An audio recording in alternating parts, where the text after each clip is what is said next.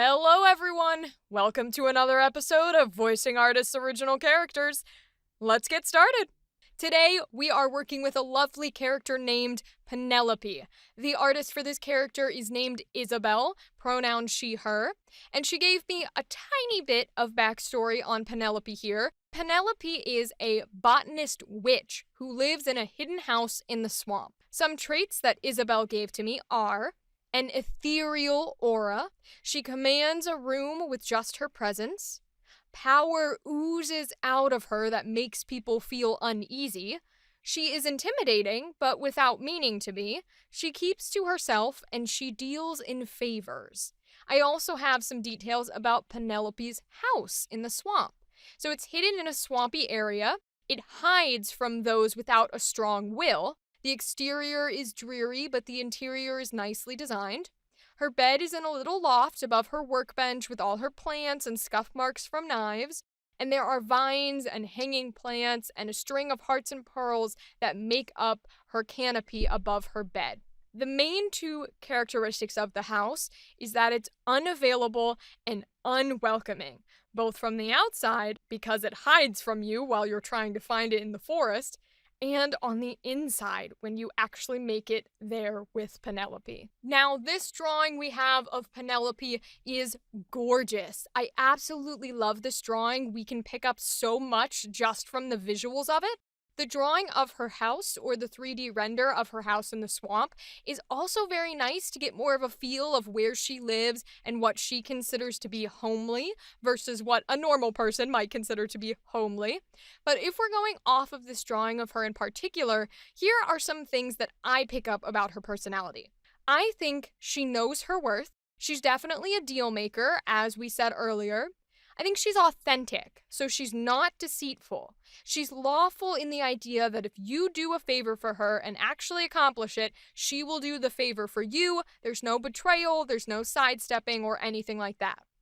I think the idea of her being intimidating without knowing leads us to the word imposing. When you're imposing, you generally don't know that you are this intimidation factor to a room. You have usually a larger build and a lower voice and tend to be very distinctive. Now, in this particular instance, I don't think she's any of those.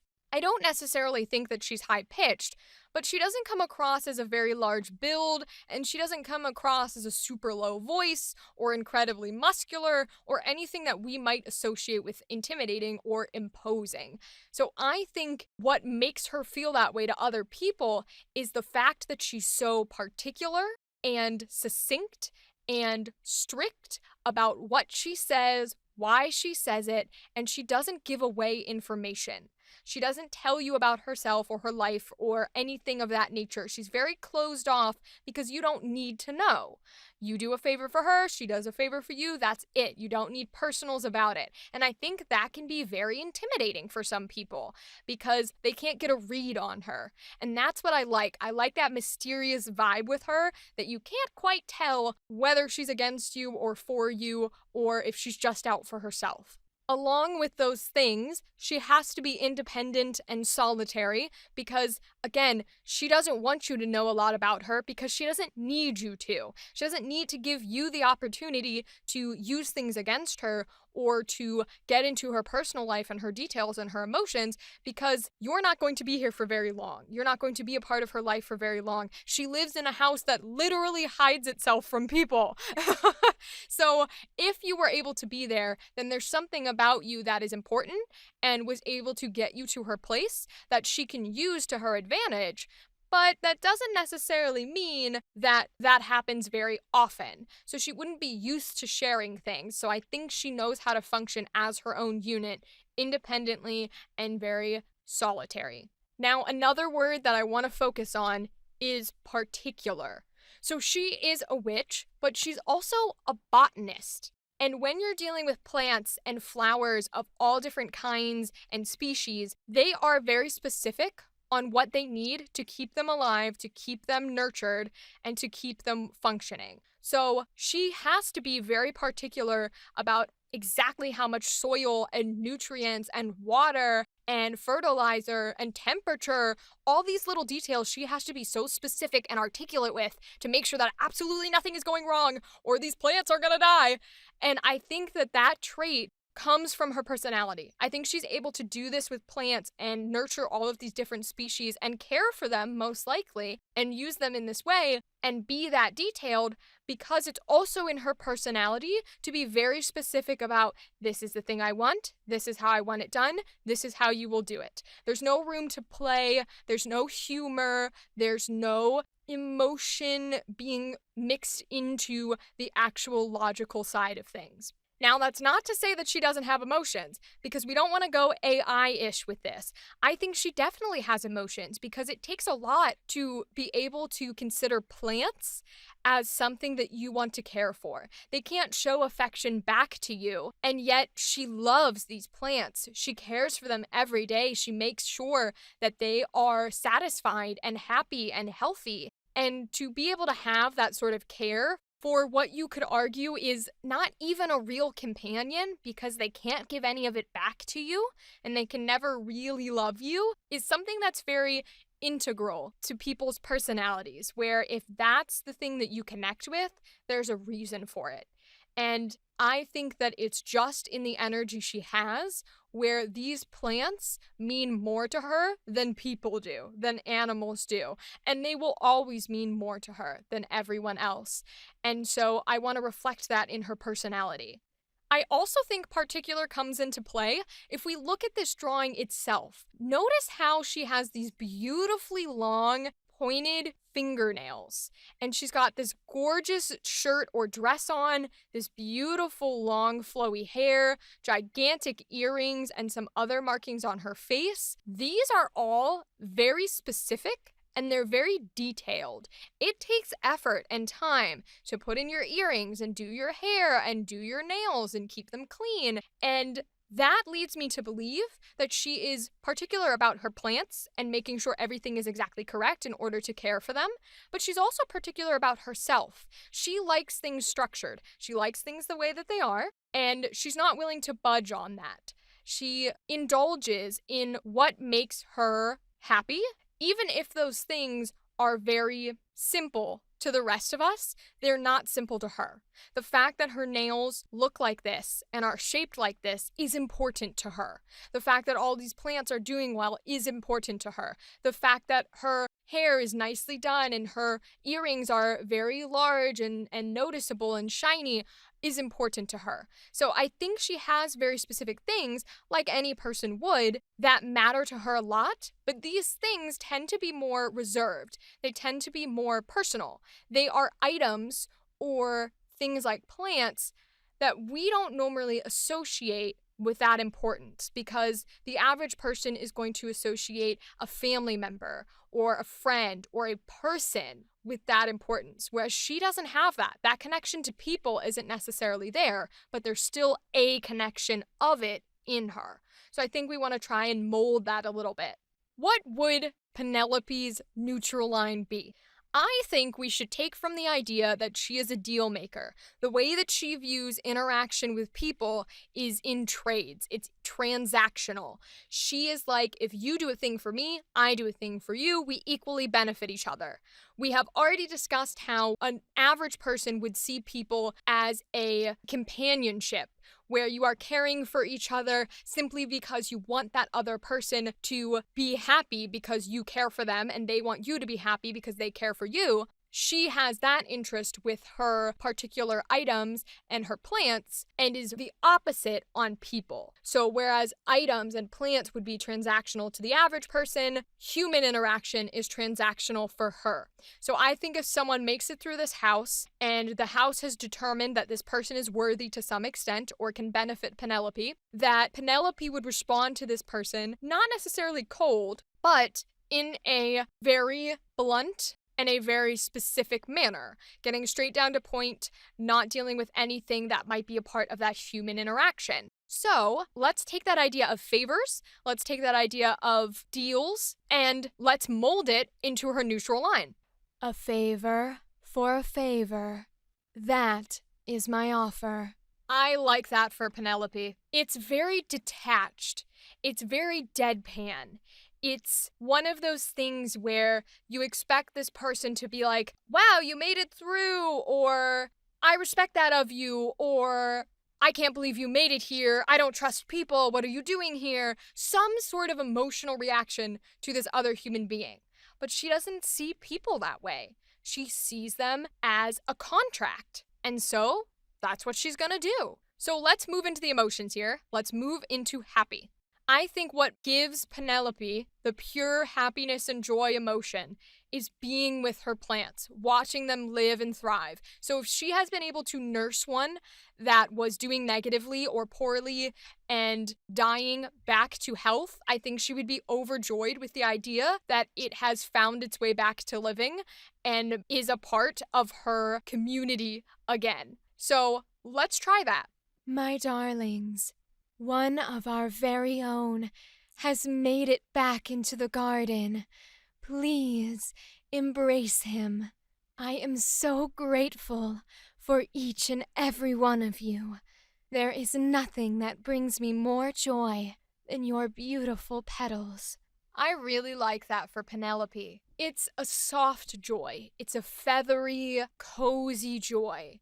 It's still pure, and she's still really feeling this genuine happiness at the fact that these plants that she loves with her entire soul are able to flourish and thrive. But that's not something that she's going to outwardly jump for joy or anything like that. That's just not part of her being, especially not with this drawing being so straightforward and pointed and her looking directly at the camera. She doesn't seem to be that person who's all over the place. So I like giving her that soft feeling of joy instead of an outburst or an explosion. And I think it works really well with her. So let's move on to angry. Angry is going to be interesting because we have this character that feels her emotions very distinctly, very definitively. It's clear-cut, it's precise. It's almost as if you were using the instruments she probably uses to make her potions in order to cut out her emotions into specific slices and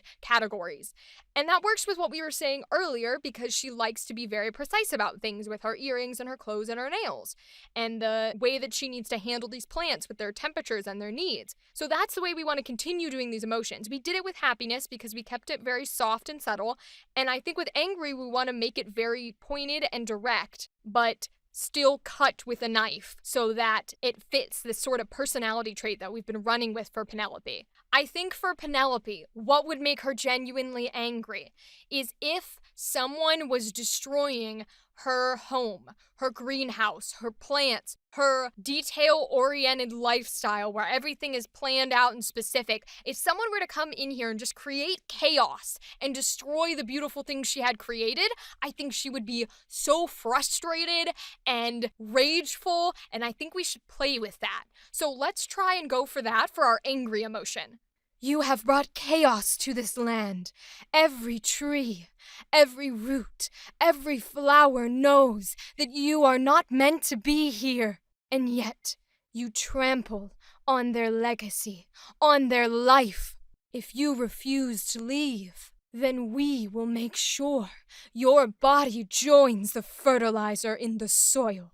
That was scary. I think it's good to play into sort of that intimidation.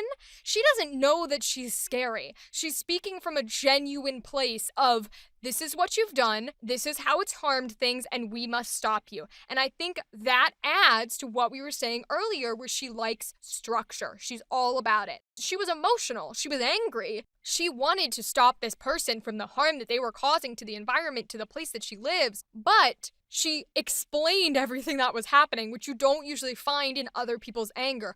Other people's anger is emotional and outrageous and an outburst of things. Hers, like we've been doing with the other parts of her character, is very specific on telling them exactly what's going to happen and exactly what they did wrong and exactly why it's going to happen and how she's going to do her things. And I think that's perfect for Penelope's anger, and I love that it's scary. It's still really like, ooh, she means business, and this is not going to end well. And yet there wasn't yelling or anything that comes with that rage that we usually hear. Last but not least, we want to move on to sad. So If someone messing with the environment and causing chaos and hurting her plants would make her angry to where she needs to stop it and expresses that, and if her plant's doing well and nature living its life would make her happy, then what makes her sad? I think what would make her sad is if she was finally trying to establish a relationship with a person that wasn't a contract. It wasn't just for favors or just for deals.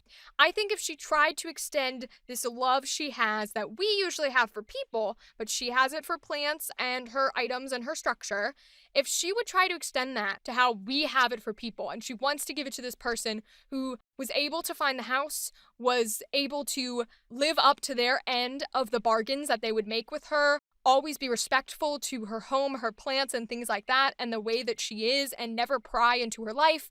And they've made some sort of bond to the point where she wants to have more of a companion relationship. Maybe she wants to open up a little. Maybe she wants to learn a little more and love a little more with this person. I think what would make her sad, now I know what you're all thinking, because I do this all the time. You're thinking, oh, she's gonna say if that person dies, then she'd be really sad. Normally, you would be correct. But let's think about this. She's not used to this kind of bond. She is not understanding how this works with a person. So I don't think, unless she's had years to develop a bond with this person, which is not where we're coming from, and even then, I don't think she would be as sad as we would be if someone close to us died. I don't think she could have that interaction because it's just not the way she's been and how she is, even if she's trying to open up a bond. So then, what is creating bond with this person going to do to make her sad if this person betrays her? That's where our sadness comes from, because she's finally opening up. She's finally trying to make this communication, make this companionship, and the other person runs all over it and stomps on it and makes it not helpful. Whether it's malicious or not, I don't think matters. What I think matters is that it happens. So she has to close right back up and be like, okay, no more, going back to my plants, going back to my structure, get out of my house. I think that would make her very sad to have that happen to her. So we're going to try and do that with sad and see what we can give Penelope. I never thought it would end like this. I had given my heart away to someone that I thought I could trust, but I was wrong. Do not ever come to this home again. You have broken my trust, and you have broken my heart. Wow. Yeah, I think that's a good one for Penelope. It's just as we want her with her personality to be, where she is so structured that she's even explaining what happened, why this result is occurring, and what needs to happen next. She's very direct about it, but you can hear in her voice the shakiness and the genuine disappointment and how upset she is about the fact that she finally gave her trust to this person and they broke it. And there's no coming back from that because she has lived her life not needing that communication. And when she finally wants to try it, all that happens is it reinforces the idea that she should never have done that. She is never going to be able to open up like that again. And she might not know that on a conscious level, but unconsciously, you can hear it in her voice. And I think that's really powerful for Penelope's sadness. So that is us being able to play with Penelope here.